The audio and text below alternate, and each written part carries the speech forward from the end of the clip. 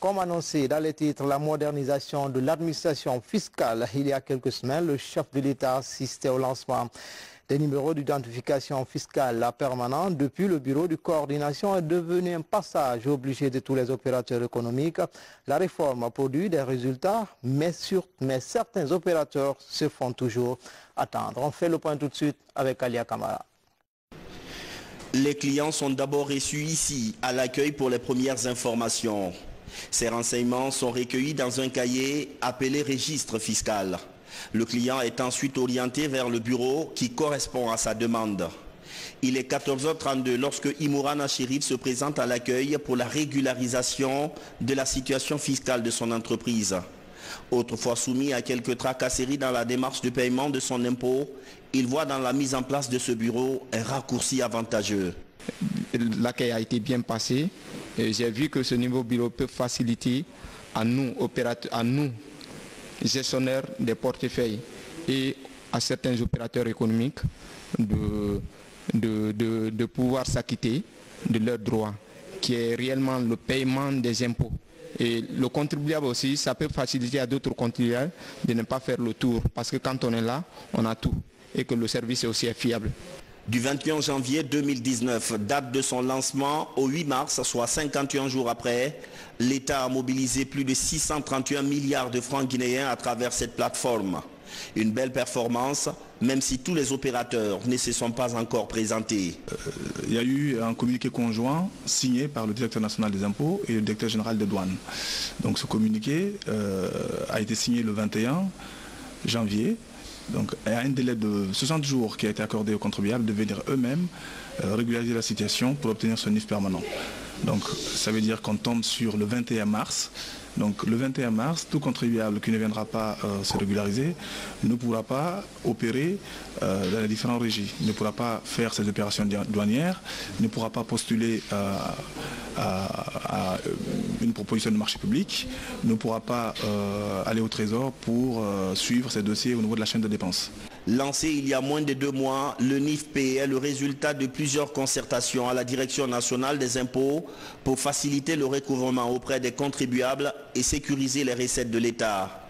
Chaque opérateur économique est doté d'un identifiant unique qui lui permet d'exercer ses activités. Justement, pour débattre du sujet, je reçois sur ce plateau le directeur national des impôts, M. Abakar Makissa Kamara. Bonsoir. Bonsoir. Bienvenue sur ce plateau, 2 ans après votre nomination. Pourquoi c'est maintenant et comment fonctionne cet outil? Je vous remercie et sous la clairvoyance du président de la République, M. Alpha Condé, à travers le gouvernement animé par Dr Ibrahim Kassouri Fofana, le ministère du Budget s'est lancé dans de vastes réformes de modernisation, mais aussi de mobilisation accrue des recettes. C'est dans ce contexte-là que nous avions engagé des analyses, mais aussi des diagnostics qui ont abouti à des constats qui ont fait apparaître quelques zones de difficultés liées à la gestion du NIF ancien, mais aussi au renforcement de notre procédure de gestion, mais aussi et la prise en charge systématique des outils techniques devant soutenir nos actions de réforme.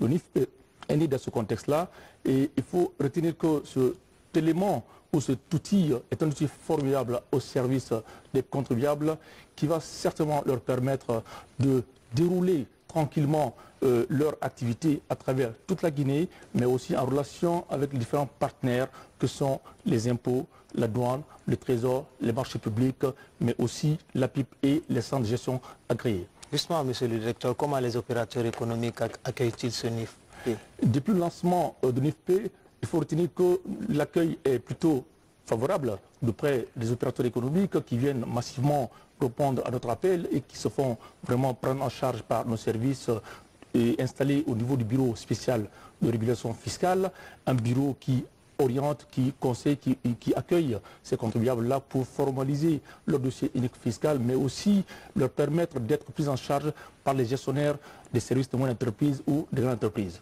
En quoi va-t-il révolutionner l'administration fiscale? Évidemment, l'ambition escomptée par notre administration, c'est de mobiliser les recettes, mais aussi de renforcer le contexte institutionnel de gestion actuelle. Et c'est pourquoi le budget Ismaël Diabaté nous a instruit de mettre en œuvre toutes les procédures nécessaires pour que le NIFP soit un outil indispensable au service des contribuables qui, aujourd'hui, accueillent favorablement cet élément-là. Nous invitons à l'occasion tous les contribuables à venir massivement avant la date butoir du 28 mars 2019 pour se faire régulariser. Parce que, passé ce délai, aucun contribuable ne pourra exercer en relation avec les impôts, en relation avec le Trésor, en relation avec la douane, mais aussi ne peut pas être pris en charge fiscalement au niveau de notre administration.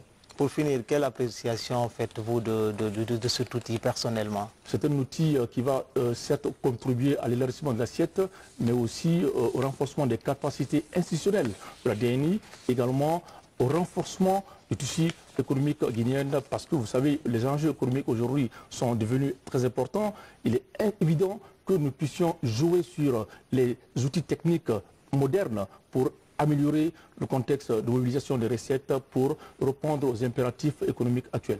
Merci, monsieur le directeur. Je vous remercie.